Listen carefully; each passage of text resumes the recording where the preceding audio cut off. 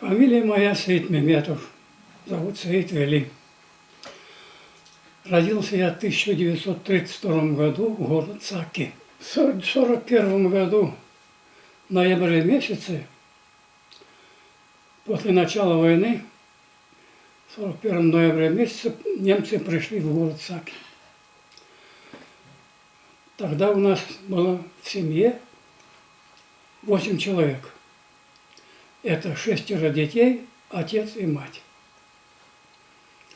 Когда немцы пришли в город, отец пожилой уже, он сказал, что мы во время войны в городе не выживем. Надо переезжать в село.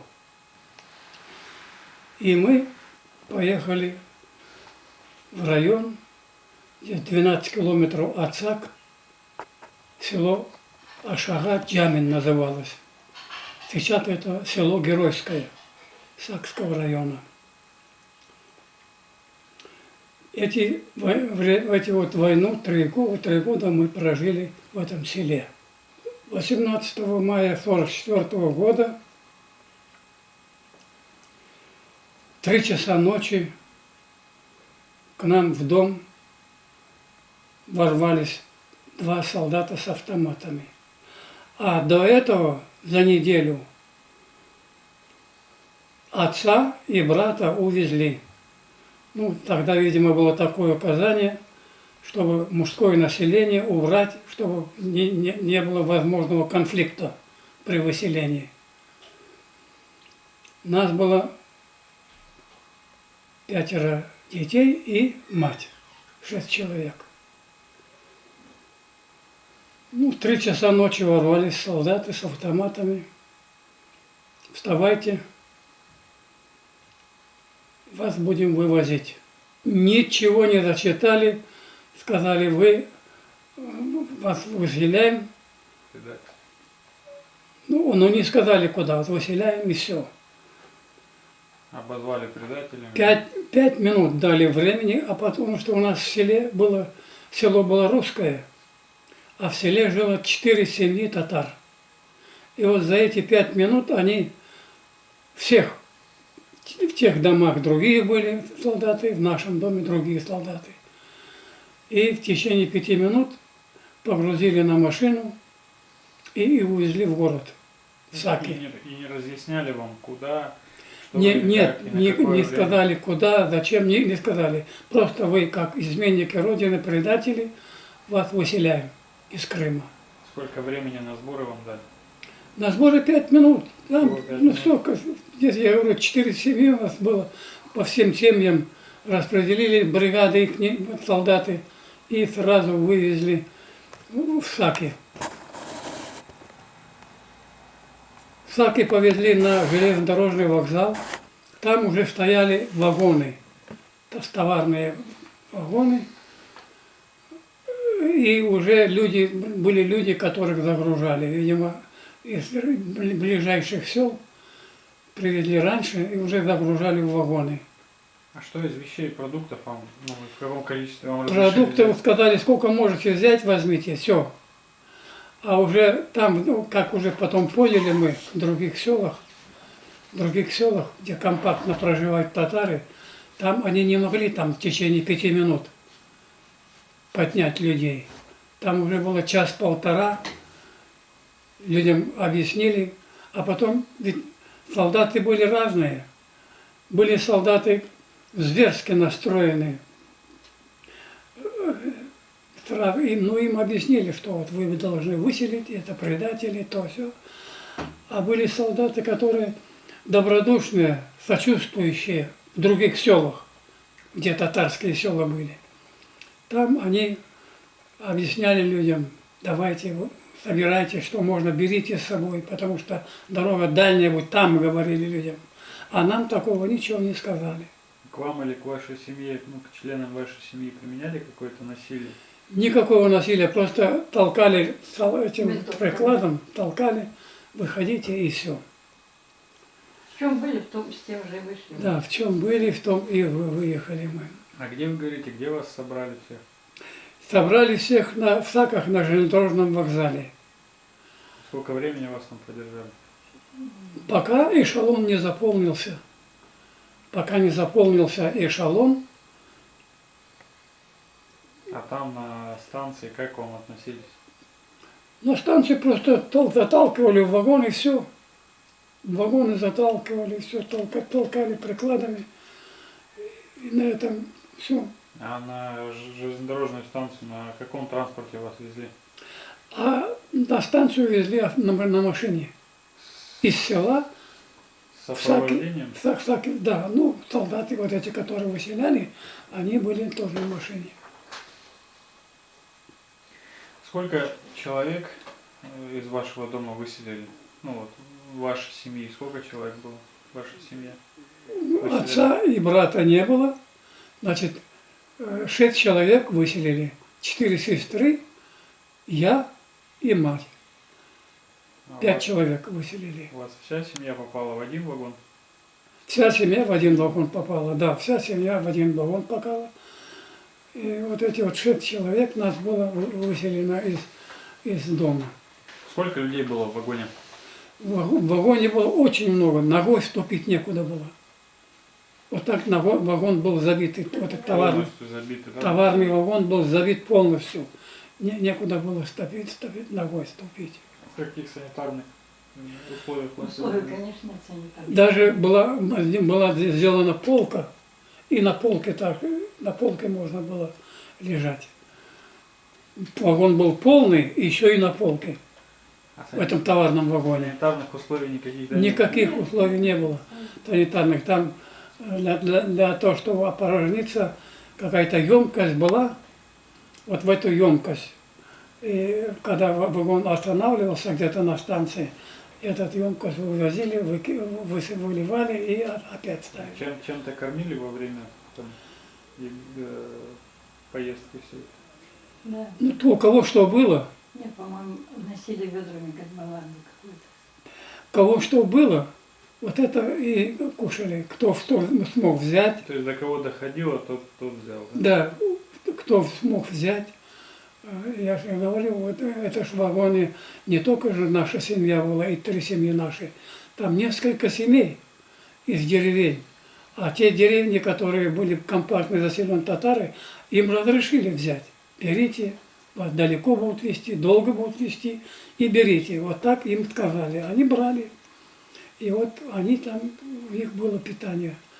Была мука, у кого мука была, у кого там картошка была, то вот. И когда вагон останавливался, люди выходили, разрешали выходить, сразу там какой-то костерчик делали, чтобы лепешечку. Вот здесь поезд закричал, И все остальное. все сразу в вагон, все оставалось на улице. Как часто поезд останавливался? Ну, останавливался он, ехали долго, а потом на станциях останавливался. Ну, часто Ну, останавливался? когда люди умирали, выбрасывали людей. Вот. Были люди больные, были люди, которые в эшелоне умирали. Когда останавливался поезд, это покойников выносили, оставляли. То есть просто на улице, да? Да, на оставляли? улице, и больше некуда было, больше как больше закапывать невозможно было. Не давали, да? Не вам? давали возможности, да. То есть просто вот мертвые тела выносили, И выбрасывали? выбрасывали на улицу, и все на этом, да. Вот А так. из вашей семьи все доехали до...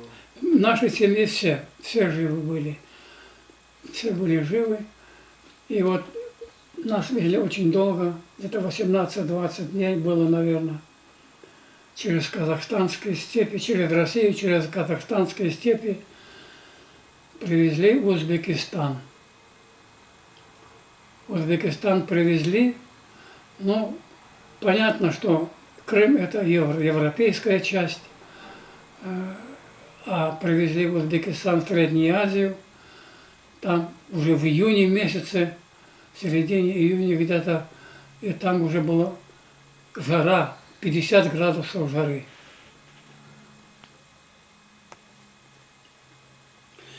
50 градусов жары. И вот надо представить человек, который приехал с Европы, таким климатом и попал в такую жару.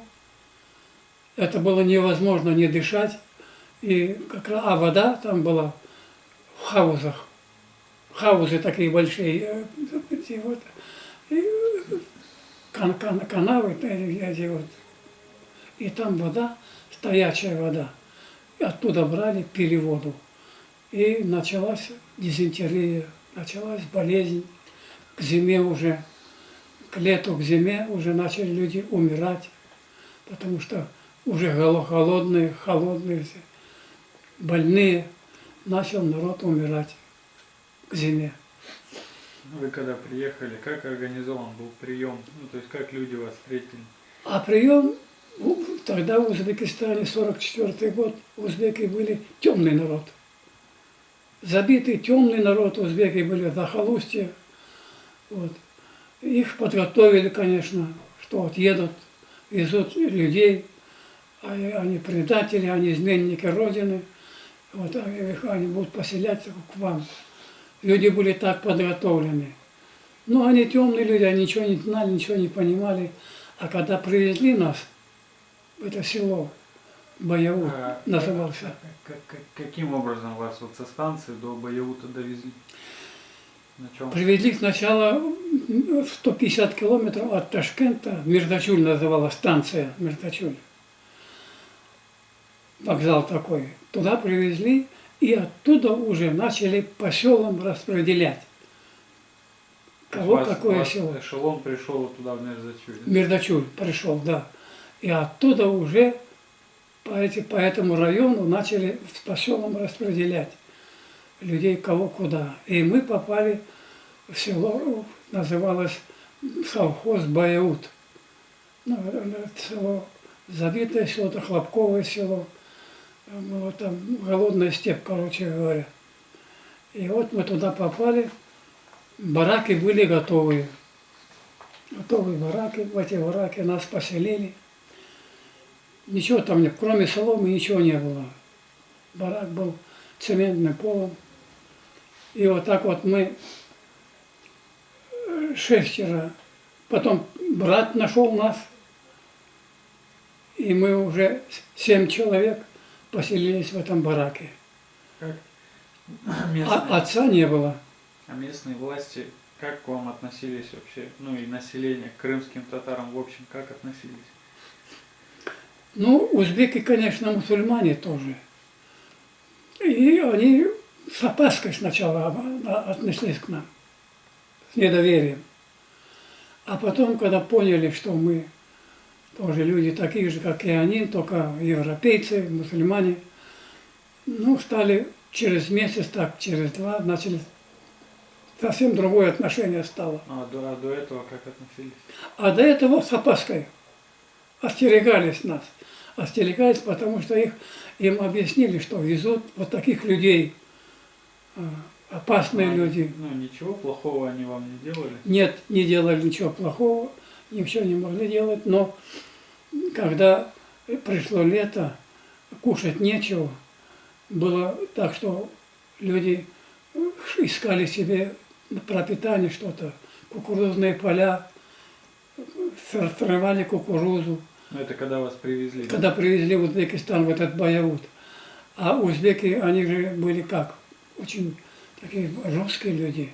Вот за початку кукурузы убивали или насиловали женщин, девушек. Вот за одну початку кукурузы. Вот так было поначалу. Поначалу было так. Ну, потом уже к лету, к зиме началась болезни. Болезни начались. Дизентерия страшная косила людей. Малярия. Начали люди умирать. Начали люди умирать, а к зиме, уже в феврале месяце, приехал отец. Отец приехал, он, оказывается, был в город Тула, в шахте был. В шахте работал. Приехал, нашел нас в Баяуте, увидел наше состояние, как мы лежим все пластом, голодные. Зима холодная. И тоже сразу слег, заболел. И к лету 45-го года с нашей семьи умерло 4 человека от голода и болезни, дизентерии. Отец умер, и четыре мои сестры умерли. Я остался жив, ходил с котомкой, попрошайничал. Остальные вот эти осталось брат и еще сестра. И мы попрошайничал. А меня от голодной смерти спасла русская семья. Я вот тоже мог умереть, но меня от голодной смерти спасла русская семья. Я ходил попрошайничал, и мама тоже была в таком состоянии, что не могла ходить, уже одни кости, мумия. Вот это хлебушка я приносил, вот так вот, и выжили. Выжили мы, 4 человека семьи умерло, а осталась у нас сестра, Филиме называлась она, и брат остался, я.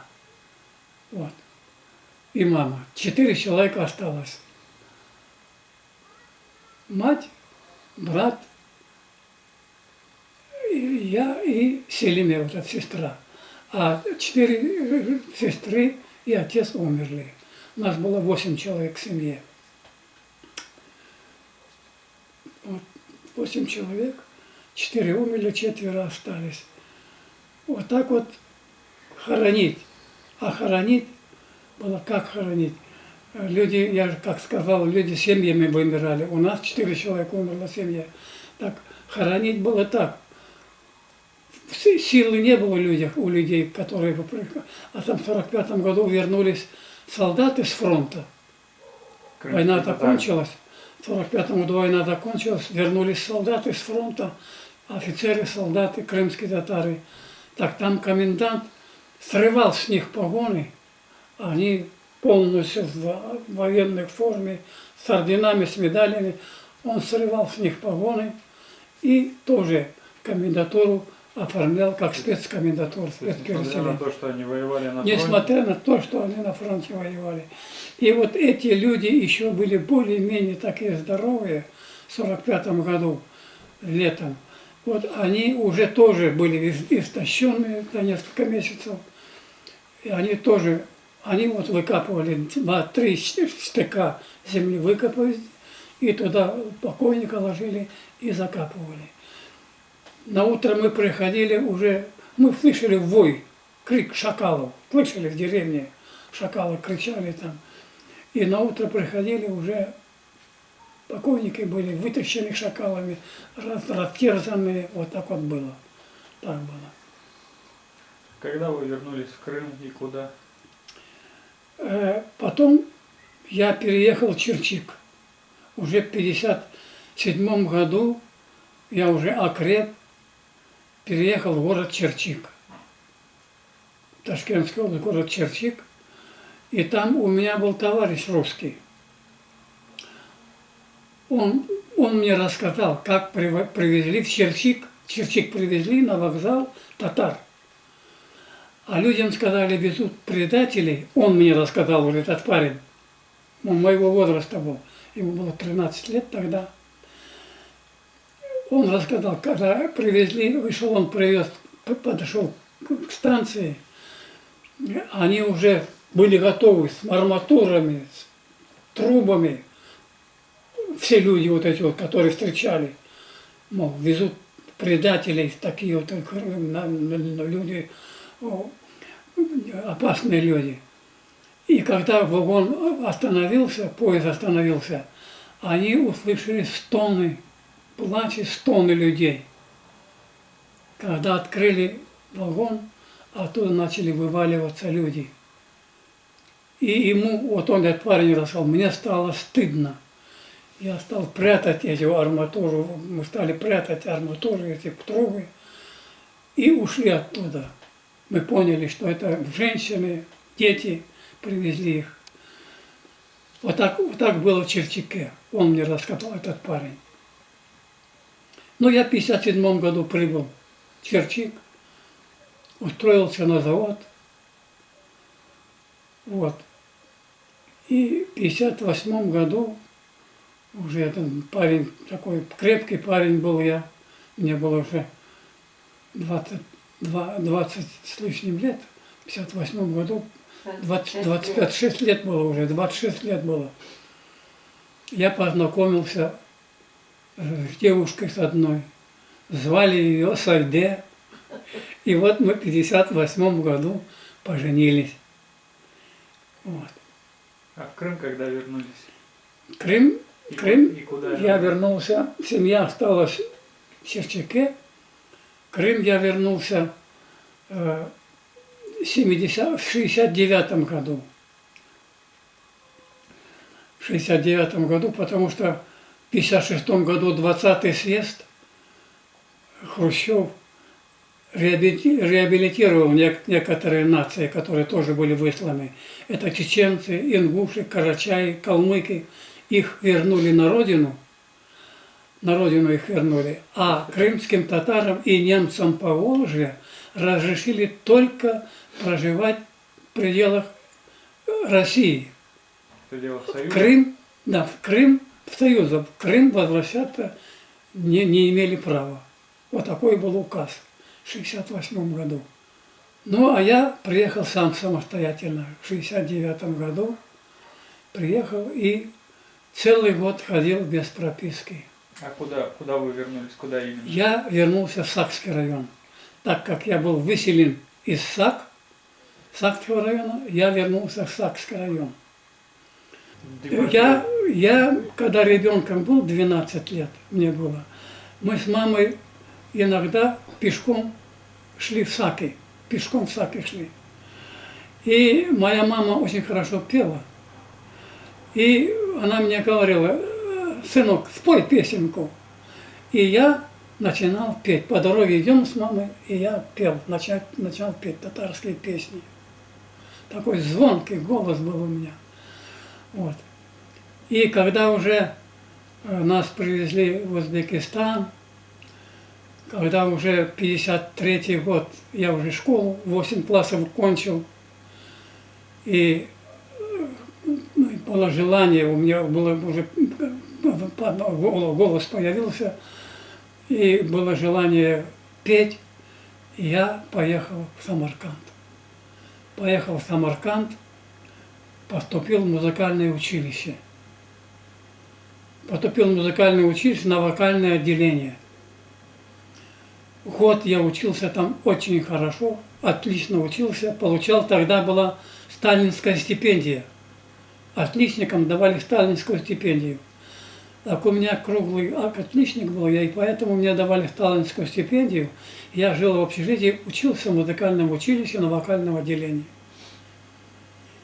Год я проучился, но мне пророчили большое будущее певца, большое будущее. Ну, я решил поехать в Москву. Решил поехать в Москву, поступать в консерваторию. А в Москву ехать на поезде, билета нет. Я в тамбурах. И ездить же нельзя было. Ехать нельзя было. Ехать нельзя было. Комендантский режим был, ехать нельзя было в Москву. Из одного села в другое Да, нельзя было. да. И нельзя было ехать. Так я на поезде в тамбурах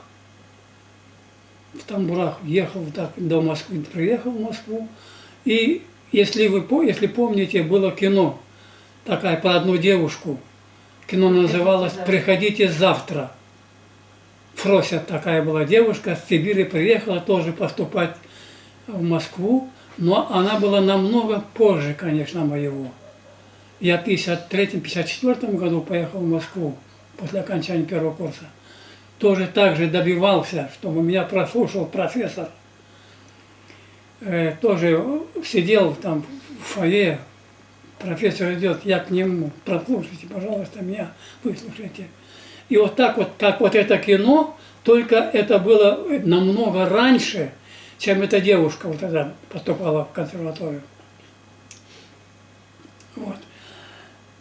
Он прослушал меня тоже так же, позвал аккомпаниатора в зал, вот этот актовый зал, вышел на сцену, я что будете петь? Я сказал, вот это буду петь. Пропел я. Он мне сказал, хорошо, мы тебя берем. Я ему тогда сказал, пожалуйста, вы мне разрешите поехать в Узбекистан, оформить. Я являюсь крымским татарином, я нахожусь на спецпереселении. Он тогда сказал так, тогда езжай, оформляй свои документы, разрешение, а потом уже приедешь к нам, потом будешь поступать к нам. И вот так я вернулся в Узбекистан. Когда я вернулся в Узбекистан, этот комендант, его фамилия Маслов был комендант, вызвал мою маму. Хорошо ее избил в комендатуре. Почему твой сын без разрешения поехал в Москву? И вот когда я приехал обратно, мне сказали, что вот твою маму комендант избил, вот, и тебя тоже ждет он. Прихожу я к нему в кабинет, он сидит за столом вот так вот, а у него на столе чернильница. А тогда были чернильницы, макали в чернила, и были стеклянные такие большие чернильницы, большие стеклянные чернильницы. Я к нему подхожу к столу, беру эту чернильницу и прямо ему в лоб. А я тогда парень уже здоровый был, в лоб. И он схватился так вот. Все, тебе два. А тогда было так. Из одного села в другое село крымскому татарину разрешения не было переходить. Комендантский режим был такой, строгий режим.